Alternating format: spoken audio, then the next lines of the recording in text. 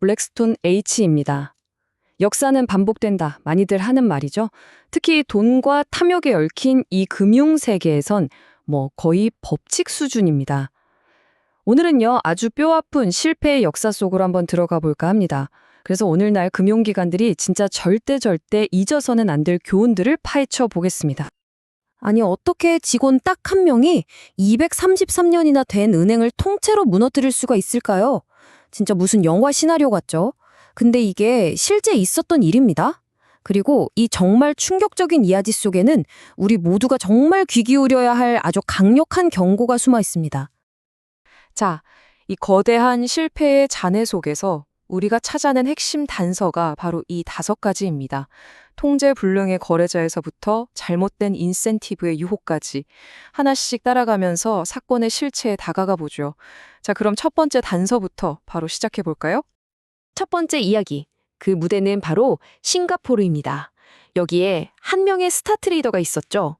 모두가 그를 천재라고 불렀고 그 누구도 건드릴 수 없는 존재라고 믿었어요. 그의 이름은 바로 닉 리슨입니다. 바로 이겁니다. 이게 정말 고전적인 실수예요. 수익이 막 터져 나오기 시작하면 회사들은 보통 까다로운 질문은 슬쩍 덮어두거든요. 저 사람 우리 회사 최고의 트레이더야. 절대 실패할 리 없어. 이런 식으로 신격화하는 거죠. 여러분, 재앙은 절대 한순간에 오지 않아요.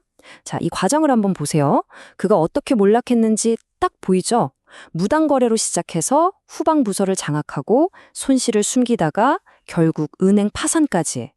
근데 여기서 핵심이 뭐냐면요. 닉 리슨이 거래를 실행하는 프론트 오피스와 그 거래를 기록하고 정산하는 백오피스, 이 2가지 업무를 전부 혼자서 다 했다는 겁니다. 이게 문제의 시작이었죠. 그래서 핵심이 바로 이겁니다. 프론트 오피스랑 백오피스, 이 둘은요, 무조건 완벽하게 분리되어 있어야 합니다. 왜냐, 서로 감시하고 견제하는 역할을 하거든요. 그런데 닉 리슨처럼 한 사람이 이걸 다 해버리면 아무도 그를 막을 수가 없는 거죠. 이건 재앙으로 가는 고속도로를 타는 거나 마찬가지입니다. 자, 첫 번째 이야기가 한 사람의 통제 불능이 부른 재앙이었다면 두 번째는 숫자에 대한 맹신이 파놓은 함정에 대한 이야기입니다. 이 금융 모델이라는 게 현실과 동떨어지면 과연 어떤 일이 벌어지는지 한번 들여다보죠. 금융기관에서 자산을 평가하는 방식, 크게 2가지가 있다고 보시면 돼요. 하나는 시장가 평가, 즉 마크 투 마켓. 이건 실제 시장에서 거래되는 가격이니까 아주 객관적이죠. 그런데 다른 하나, 모형가 평가, 즉 마크 투 모델은 좀 다릅니다. 이건 회사 내부의 이론적인 모델에 의존하는 거라 얼마든지 주관적인 생각이 끼어들거나 심지어 조작까지 가능해지는 거죠. 이 마크 투 모델의 위험성을 보여주는 대표적인 사례가 바로 뱅커스 트러스트입니다. 그들은 자신들이 만든 아주 복잡한 모델을 썼어요. 이 모델상으로는 엄청난 이익을 낼 수 있는 것처럼 보였죠. 하지만 실제로는 그 안에 숨겨진 진짜 위험을 고객들한테는 쏙 빼놓고 판 겁니다. 결과요? 당연히 은행의 명성은 바닥으로 떨어졌고 회사는 완전히 무너졌습니다. 세상에서 제일 똑똑하다는 사람들만 모아놓으면 절대 실패하지 않을까요? 천만에요. 그들도 틀릴 때가 있습니다. 아주 크게 말이죠. 바로 이 이야기가 우리를 롱텀 캐피털 매니지먼트, 줄여서 LTCM이라는 전설적인 헤지펀드의 경고로 이끌어줍니다. 아니, 노벨상 수상자까지 포함된 말 그대로 드림팀이었던 이 천재 집단의 치명적인 약점이 뭘까요? 역설적에게도 가장 기본 중의 기본인 유동성 위험을 그냥 무시해버렸다는 겁니다. 그들은 시장이 아무리 혼란스러워져도 우리는 천재니까 언제든 원하는 가격에 자산을 팔 수 있어 라고 아주 오만하게 생각했던 거죠. 자, 이 타임라인을 한번 보세요.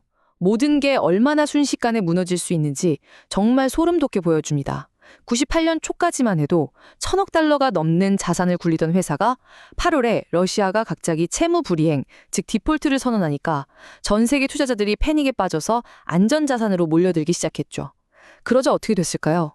패닉에 빠진 시장은 합리적으로 움직이지 않았고 LTCM의 그 똑똑한 모든들은 그냥 휴지 조각이 돼버렸습니다. 결국 포지션을 팔지도 못하고 넉 달도 안 돼서 46억 달러를 날리고 연준의 구제금융을 받아야 하는 신세가 된 거죠. 한순간이었습니다. 근데 궁금하지 않으세요? 왜 이런 끔찍한 위기는 계속해서 반복되는 걸까요? 그 근본적인 원인을 파고들다 보면 결국 돈, 즉, 사람들이 보상을 받는 방식, 바로 인센티브 구조 문제에 부딪히게 됩니다. 문제는 사람이라기보다 시스템 자체일 때가 많아요. 이 그래프를 보세요. 은행의 보너스 구조가 보통 이렇습니다. 단기적으로 이익을 많이 내면 엄청난 보너스를 받죠. 하지만 그 이익을 내기 위해 짊어진 장기적인 위험에 대해서는 당장은 아무런 페널티가 없어요. 이러니 누가 장기적인 안목을 갖겠어요? 바로 이런 구조가 터트린 게 우리가 잘 아는 2008년 글로벌 금융위기입니다. 당장 올해 내 주머니에 두둑한 보너스가 들어오는데 몇 년 뒤에 회사가 망할지도 모른다는 위험 같은 건 눈에 잘 안 들어오는 거죠. 이런 위험한 거래를 하려는 유혹은 정말 엄청나게 클 수밖에 없습니다. 자, 지금까지 우리는 여러 금융 재앙들의 폐허 속을 함께 걸어왔습니다. 그렇다면 이 모든 값비싼 대가를 치르고 우리가 얻은 정말 뼛속 깊이 새겨야 할 핵심 원칙은 대체 뭘까요? 결국 모든 답은 기본에 있습니다. 프론트 오피스와 백 오피스를 철저히 분리하는 것, 복잡한 수학 모델을 맹신하지 않는 것, 그리고 단기적인 이익에 눈이 멀어서 장기적인 위험을 외면하지 않는 것. 여러분, 이건 그냥 교과서에 나오는 흔한 규칙들이 아닙니다. 과거의 끔찍한 실수들이 피로 새겨놓은 우리를 지켜줄 소중한 방어막인 셈이죠. 자, 이제 정말 가장 중요한 질문 하나가 남았습니다. 우리는 과거를 통해 무엇이 잘못됐었는지 이제는 너무나도 잘 알고 있습니다. 하지만 탐욕이 다시 이성을 마비시키는 그런 뜨거운 강세장이 찾아왔을 때 과연 우리는 이 뼈아픈 교훈들을 똑똑히 기억하고 제대로 행동할 수 있을까요? 역사가 또다시 반복될 것인가? 아니면 우리가 그 역사의 흐름을 바꿀 것인가? 어쩌면 그 답은 바로 우리의 기억력에 달려 있는지도 모르겠습니다.